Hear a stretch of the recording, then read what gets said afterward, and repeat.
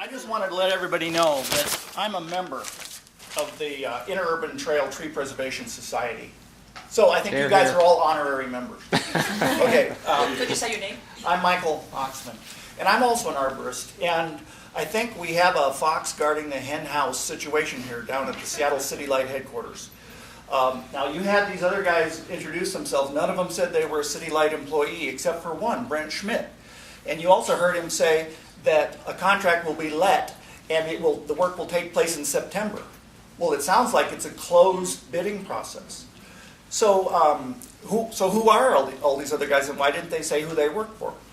And so let me just talk, since I have a lot of things to say, and I have analyzed this issue thoroughly, so I'm just going to breeze through a whole bunch of topics, and if I start interrupting me, then you can let her take the microphone away.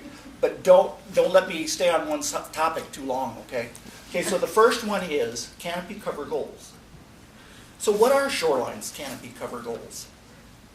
What percentage of the city of Shoreline has the city council decided that they want covered by tree branches? Because that is the ecological benefit of trees, which we are all after. That's why we're here today, is because we're tree huggers. We want the ecological values of the trees to be the most important thing. The most important thing is the ecology of the tree. Okay, so what you've heard is a stem count. The number of individual tree trunks that is being cut down, and that disregards the width of the drip line of the tree. So here's a little bit of history. Very recently, satellite photos have become the way of inventorying trees and understanding and assessing our urban forest canopy. We can just sit in an office and look at a satellite photo and we know how many trees we have. So we no longer look at the number of trees. So my question to City Light is, can you address the discrepancy between the stem count and the canopy cover? And why, for God's sake, haven't you measured the width of the drip line of all these trees that you're proposing cutting down? And in fact, if you go down to the Seattle City Council, they have an urban forest management plan that says that every year they will report on the number of acres of increased tree canopy. And City Light, for the last 4 years since the plan was adopted, has submitted only the results of numbers of trees pruned, numbers of trees planted, and numbers of trees removed. So I need that discrepancy addressed. Okay, so can we let him address it now? Let's go on to my other question, because she wants to get this microphone away from me, and that is species complexity. What is the ecology of the site that it involves the interdependence of multiple plants on the site? So there's not just 10 different kinds of trees here. It's not just Doug fir, big leaf maple, and 8 others. There are dozens of understory plants that compose the mid-canopy level and the ground cover layer.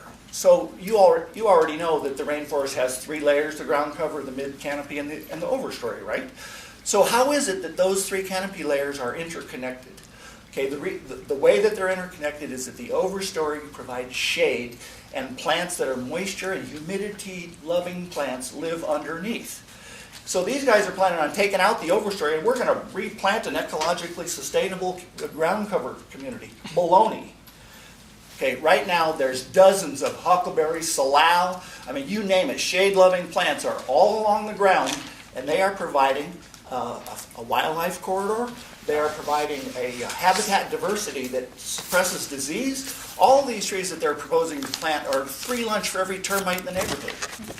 And that's what bugs do, is they fly around, they look for susceptible trees that don't have places where predators like birds and ladybugs can hide and then munch on them. So we have an ecological connectivity here that will be completely sterilized. So how is our ecological sustainability contributed to by this project? And in fact, City Light is run by the Seattle City Council, and one of the City Council members says every permit should be passed through the filter of, does this permit contribute to our canopy cover goals, our urban forestry goals? And I, for one, think that there's just too much development in Shoreline. And I would rather see more trees and less new construction and less 100-foot wide clear cuts running right down the middle of town. And you heard him, said 100-foot wide clear cut he wants to be running right down the middle of town. So if I can think of anything else, then I'll just pop right up in the middle of it. And in the meantime, I hope you guys can go to SaveSeattle'strees.com. okay? SaveSeattle'sTrees.com, it's a website. You can sign up, you can get emails, you can give your 2 cents worth, and you can tell your government that you think that the ecology of our community is more important than clear cuts 100 feet wide that are, I believe it was 672 miles long through our community. Doug,